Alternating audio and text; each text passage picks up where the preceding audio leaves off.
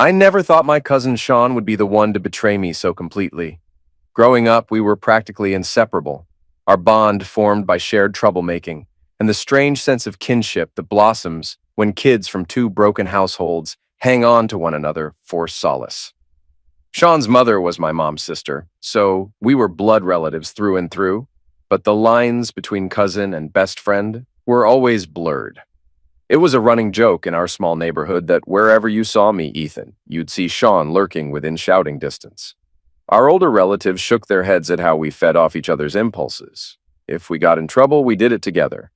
If we got grounded, we ended up turning those punishments into sneaky meetups, whispering across the fence in the backyard, figuring out how to bypass the watchful eyes of our overbearing parents. Ethan, get your butt over here. Your cousin's roped you into another stupid idea, hasn't he? My mother would yell at least twice a week back in middle school. And Sean's aunt, my mom's sister, would echo a similar sentiment at her house. Sean, that cousin of yours is going to make a delinquent out of you both if you don't stop sneaking out at night. Sean and I would just grin at each other. We wore those warnings like badges of honor, forging a brotherhood out of them. The trouble was always worth it to us, because we had each other's backs. Sean had a quick tongue and an easy laugh. He'd banter with teachers until they threatened him with detention. Meanwhile, I was the quieter one, though I'd throw in a sarcastic remark here or there. Our parents never fully got a handle on us. But, ironically, we rarely took it too far. We just needed to blow off steam from home lives that were, to be blunt, messed up. Sean's father was rarely around, drifting in and out of his life, while my own father took off for good when I was small. Our mothers struggled, and sometimes they took it out on us. Rather than let that tension break us, we used it to form a rebellious ride-or-die dynamic. Even when we got older and parted ways a bit in high school, that core loyalty never wavered, or so I believed. Sometime around 10th grade, Tina moved to our school from a different district. She was confident, witty, and had this kind of sarcastic grin that made you wonder what jokes she was quietly telling herself. Sean and I had been known to flirt with girls, but somehow Tina stood apart. We both noticed her the same week. "Check out the new girl by the lockers," Sean said, nudging me between classes. I caught a glimpse of her, long dark hair, wearing a vintage rock band t-shirt, rolling her eyes at some teacher's instructions. She looked so unfazed by everything around her, like the high school drama was beneath her. "She's interesting," I replied. "I might ask her out," Sean said, grinning. "Unless you're gonna call dibs." He said it like a challenge, but we had a code. We never let a girl break our bond. If one of us liked her, we'd talk it out. Usually, we ended up stepping aside for each other. With Tina, it turned out she was more drawn to me from the start. Sean gave me the green light, though I caught a flicker of something in his eyes. Disappointment, maybe. But he never let on beyond that. Instead, he slapped me on the back and said, "Go for it, man. Don't let me stand in your way." So I asked Tina out a few weeks later, fumbling over my words in front of her locker. She said yes. Just like that, we began dating. Sean remained a presence in our life, but he mostly joked around, not showing any signs of jealousy. I thought we'd breeze through potential drama unscathed. Tina and I dated through the rest of high school. We had normal teenage ups and downs, but I was smitten. She was sharp-tongued, never tolerated any nonsense, and had a rebellious streak that matched the one Sean and I cultivated. By graduation, I felt sure I wanted to spend the rest of my life with her. She seemed to feel the same.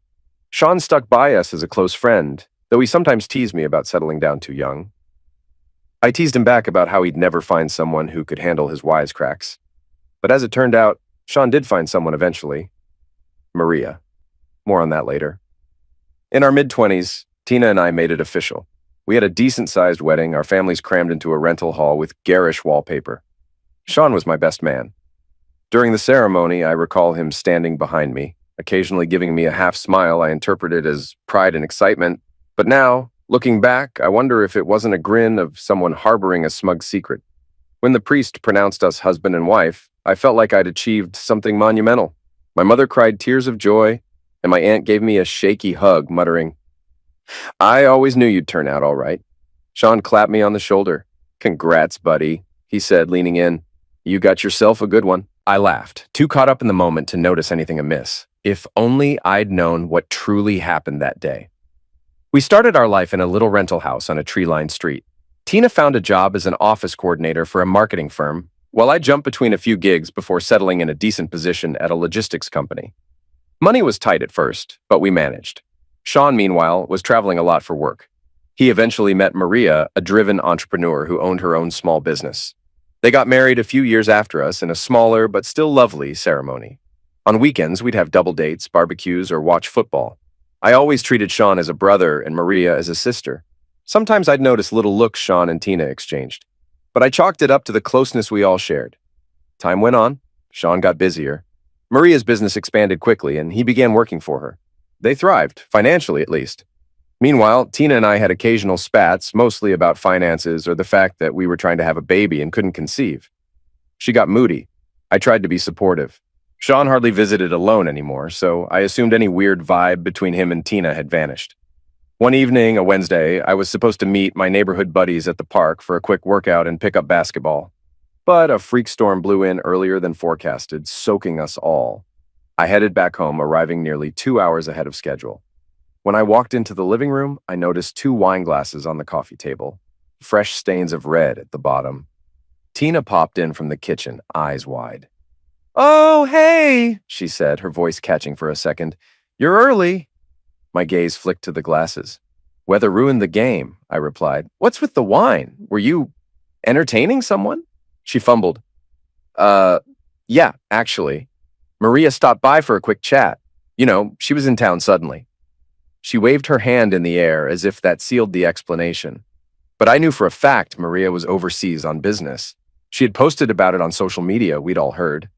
I stared at Tina. She forced a nervous laugh. "Maybe she was just passing through. I forgot to tell you." I felt something churn in my gut, but I let it drop for the moment, not wanting to start a fight without proof. That night, after Tina went to bed, I tossed and turned. My instincts screamed that she was lying. The next day, I casually texted Sean. "Hey man, has Maria come back home? Tina said she stopped by last night."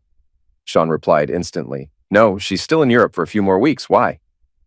I stared at my phone, anger coiling like a snake in my stomach. Tina had blatantly lied.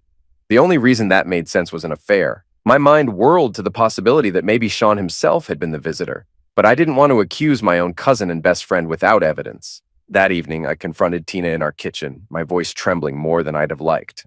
"I know Maria's still abroad," I said. "So who was really here yesterday?"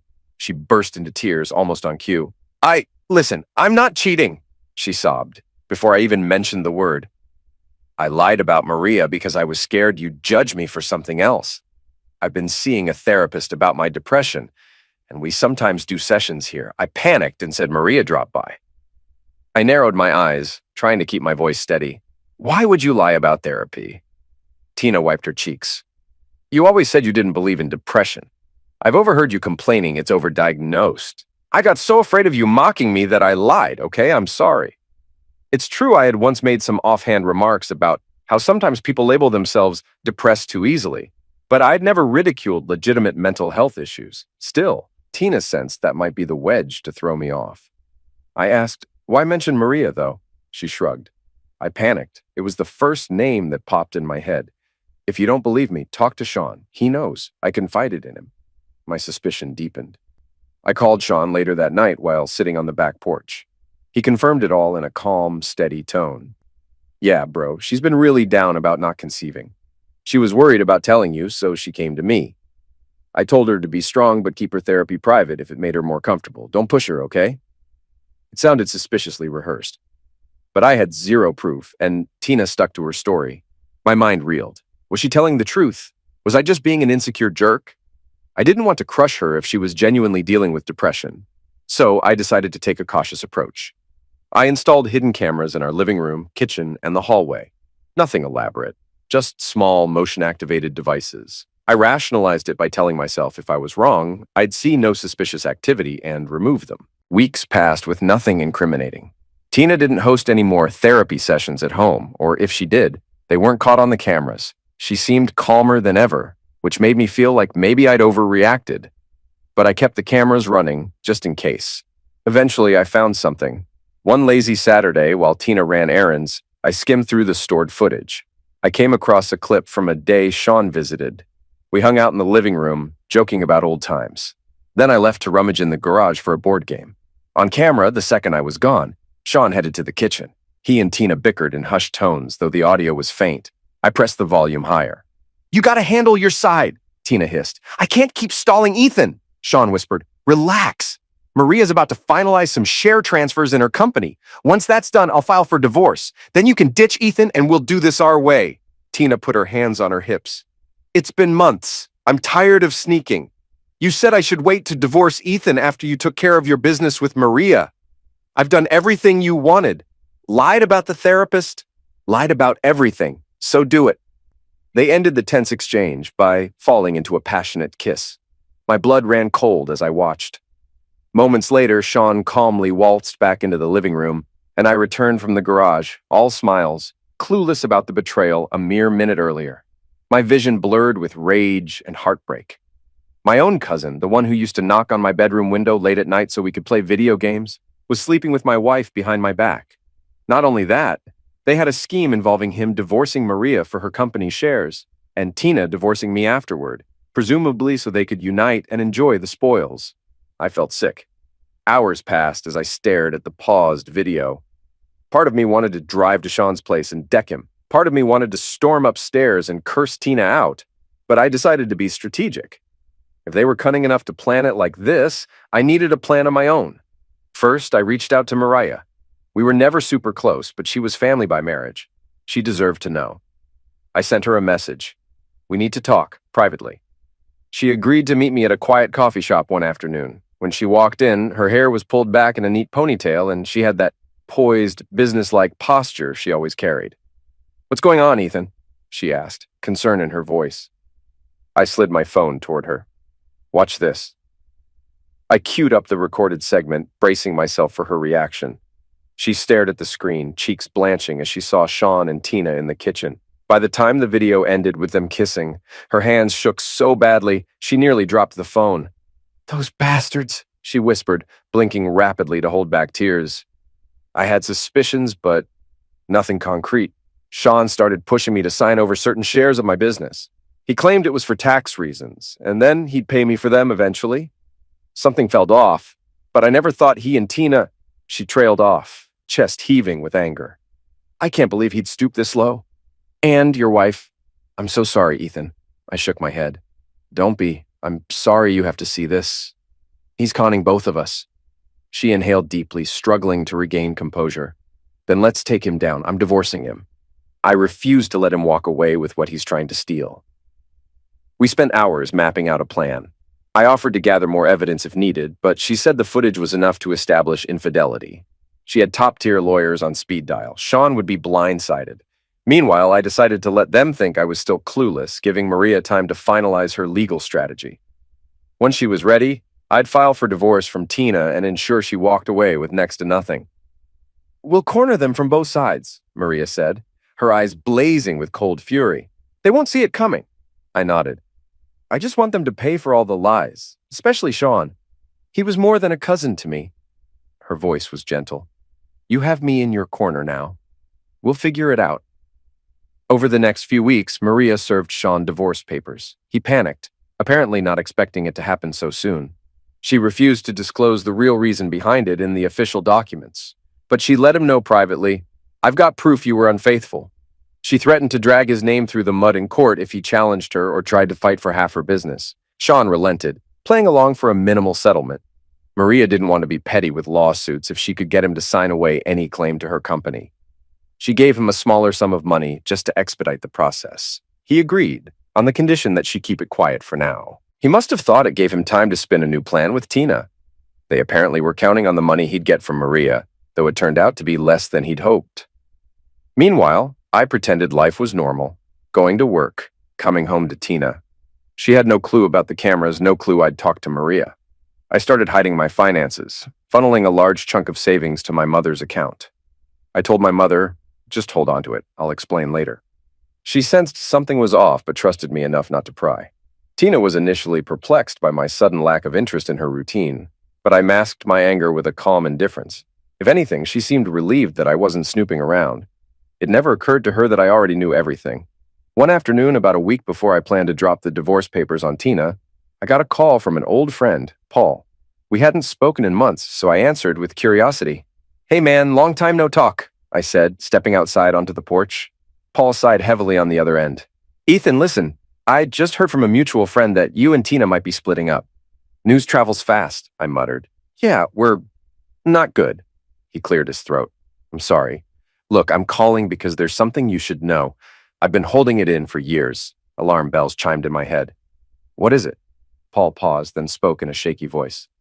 Remember your wedding day? I saw something happen that I should have told you about, but my wife convinced me to keep quiet for the sake of your marriage. Honestly, I was scared, and I was young. But now, hearing that your marriage is ending anyway, I feel I owe it to you to come clean. My heart pounded. Spit it out, Paul. What did you see? He took a deep breath. A few hours before the ceremony, while everyone was bustling around, I went to use the restroom near the back hallway. I walked in on Sean and Tina in there. They were, in an intimate position. Clothes were mostly on, but it was obvious they were hooking up. She was still in part of her wedding dress, Ethan. I freaked out and rushed out. Later, Sean found me and basically threatened me not to mention it. Tina caught me in the hall too, telling me that if I said anything, I'd be ruining your life for no reason. I felt my knees go weak. Jesus, I whispered. You saw them in the restroom? Right before the ceremony? Paul's voice quivered. Yes, I'm sorry, man. I was torn. My wife said telling you would blow up the wedding and cause chaos in your family. She insisted maybe it was a one-time thing.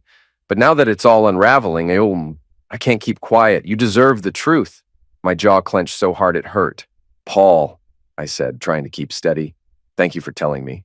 I wish you had done it sooner, but I get it. Please don't mention this to anyone else. He let out a shaky breath. You got it. I'm sorry again. I hung up and stood there on the porch, stinging with renewed betrayal. Tina and Sean were apparently hooking up hours before she walked down the aisle to marry me. That knowledge felt like a new dagger, twisting deeper than anything else so far. My anger boiled into something darker, sharper. I wanted more than just a clean divorce. I wanted revenge, ugly, punishing revenge. The following week, I acted on my plan. Early in the morning, I woke Tina up, tossing a stack of papers on the bed.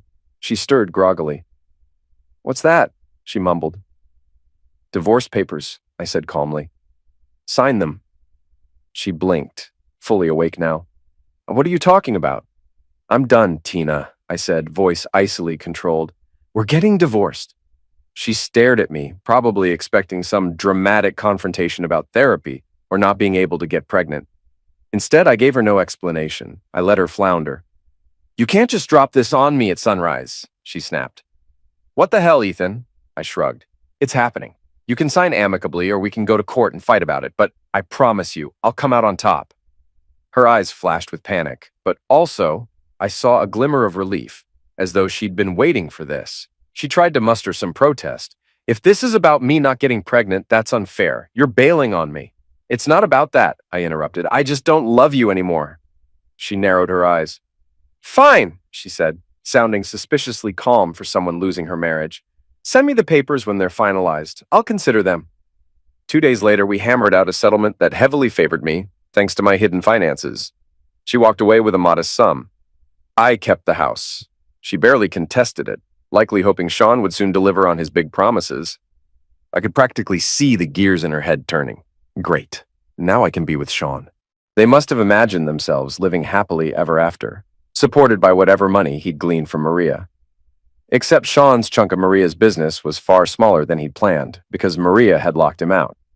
Nonetheless, he and Tina got married in a quiet ceremony soon afterward, word of which rippled through the family. People whispered that the timeline was suspicious, but I mostly tuned out the gossip.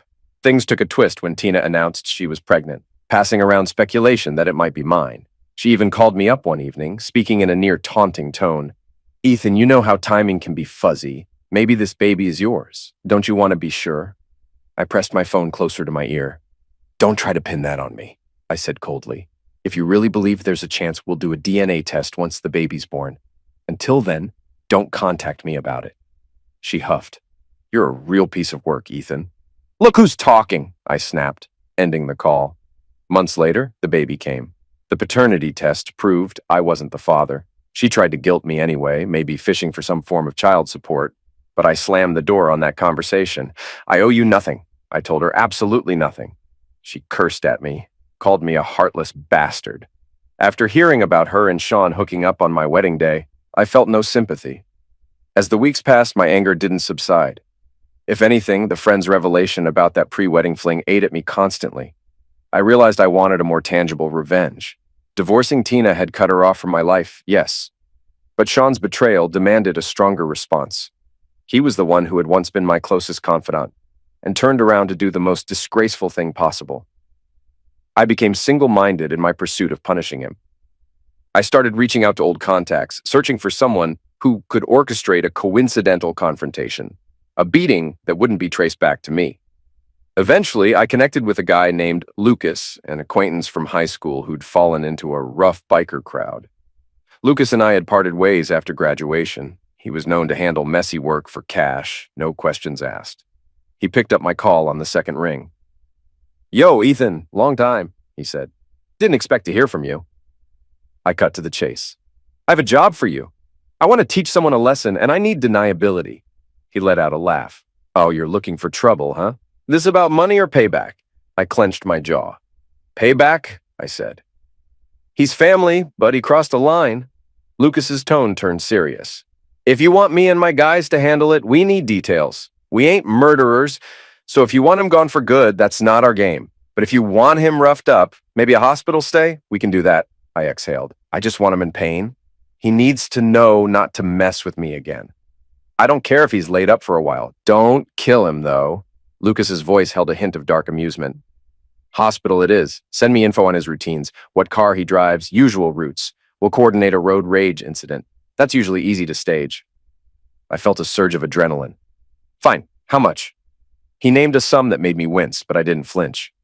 "Deal," I said. "All right, man," Lucas replied. "We'll make sure it looks like an everyday scuffle gone bad. No mention of you. He'll never see our faces. Masks all the way. You get the outcome you want, we get paid. That's simple." I thanked him curtly and ended the call, my heartbeat pounding. Part of me felt sick about stooping to this level, but my anger overshadowed any moral hesitation. Tina and Sean had humiliated me. I wanted him to suffer, physically and psychologically. Sean had recently started doing some side hustles to make up for the lost income from Maria. He'd drive out to industrial areas to pick up supplies or salvage materials. Lucas and I deduced the best place to stage the ambush was along a deserted back road leading to a crumbling warehouse. Sean often traveled that route on Thursdays. I fed Lucas the location, the approximate times, and Sean's car details. A gray SUV with a scuffed front bumper. Lucas assembled his biker crew, 3 guys plus him. They'd wait, disguised with full-face helmets and tinted visors, pretending to be riding through. Then they'd provoke a road rage confrontation that escalated. I wasn't going to be anywhere near it. Lucas promised me a short video clip to prove the job was done. Everything was set. Late on a windy Thursday afternoon, Sean was driving down that deserted stretch of cracked asphalt. Industrial warehouses loomed on either side, most abandoned, graffiti-splashed shells. The wind whipped dust across the road, swirling in little tornadoes. Ahead, Sean spotted 4 motorcycles in a line, going slower than normal. He must have tried to overtake them, but they swerved, boxing him in. Angered, he honked. One biker gestured rudely for him to back off. Sean, hot-headed as always, leaned out his window yelling, "Move it, asshole! I've got places to be!" That was the cue. The bikers abruptly braked, forcing Sean to screech to a stop. Dust billowed. Sean jumped out of his SUV, arms flailing. "You idiots almost made me crash!" he shouted. The bikers, each wearing a black helmet with a mirrored visor, dismounted in unison. One of them pointed at Sean. "You got a problem?" he growled, voice muffled by the helmet. "Yeah, I got a problem," Sean snapped. "You scumbags better watch how you drive." They advanced, forming a half circle around him. Sean's bravado wavered. "What the hell are you doing?" Another biker stepped forward. "We're about to settle this. Big mouth like you should learn to keep quiet." He shoved Sean. Sean stumbled back against the SUV's door. "Back off," he yelled. "You think you're tough, wearing masks? Cowards!" Without another word, 2 bikers lunged, fists connecting with Sean's midsection and shoulder. He gasped, doubling over. The 3rd biker kicked his legs out from under him, sending him sprawling onto the dusty road. "Get up!" the first biker barked, a malicious sneer in his tone. Sean struggled to his feet, fear now plain on his face. But he tried a wild punch, which the biker easily deflected. Another fist struck Sean's cheek, snapping his head back. He spat blood onto the ground, wincing. "What the?" Is wrong with you freaks? You're in the wrong place at the wrong time, buddy, said the second biker, landing a brutal elbow to Sean's ribs. Sean howled, flailing to block the blows. One of the bikers grabbed him by the collar, slammed him back into the SUV, and hammered his abdomen with quick jabs. Sean coughed violently, tears streaming as he choked on air. A lead pipe appeared in another biker's hand. Maybe it had been hidden along his motorcycle. He swung it at the SUV's windshield, shattering glass in a deafening crash. Sean flinched, but the first biker landed a punch to his jaw, cutting off his scream. "Stop!" Sean managed to choke out, arms up in surrender. "Enough! I give up! This is insane! You're all out of your minds!" The third biker delivered another vicious kick to Sean's knee, buckling it. Sean collapsed, moaning. The dust settled around his crumpled body. One biker took out a phone and filmed the entire scene, focusing on Sean's busted face, his battered SUV with the windshield caved in. The camera lingered on Sean for a moment while he groaned, clutching his side. "Say cheese," the biker taunted, voice cold. Sean tried to speak, but only a ragged cough emerged. One final stomp from the lead biker hammered Sean's ribs. He gasped in agony. "Think twice before you open that damn mouth again!" A biker hissed. Then, as if orchestrated, they hopped back on their motorcycles and roared away, the entire assault lasting only a few minutes. Dust swirled over Sean's battered frame. A passing truck driver found Sean half conscious soon afterward. He was rushed to the hospital. Broken ribs, a fractured jaw, bruised kidneys. His knee was twisted badly enough that he needed surgery. The doctors kept him for over a month to heal. Road rage was the official story. Some said Sean incited it. Others believed he was just unlucky. Sean himself might have suspected something else, but with the attackers wearing masks and never uttering my name, he had no proof. That same evening, Lucas sent me a short video file. It showed Sean lying on the ground, coughing blood, while his SUV's windshield lay in shards. My stomach tightened as I watched, a mixture of triumph and grim satisfaction. This was the final piece of retribution I'd been craving. The memory of them hooking up on my wedding day played like a highlight reel in my mind, fueling the dark sense of justice. I stared at Sean's broken figure in the clip, recalling how he had once told me, "We're bonded for life, man. No woman can tear us apart." Yet, ironically, it wasn't just Tina's doing. He had an active hand in every twisted lie, every betrayal, and now he was paying in pain.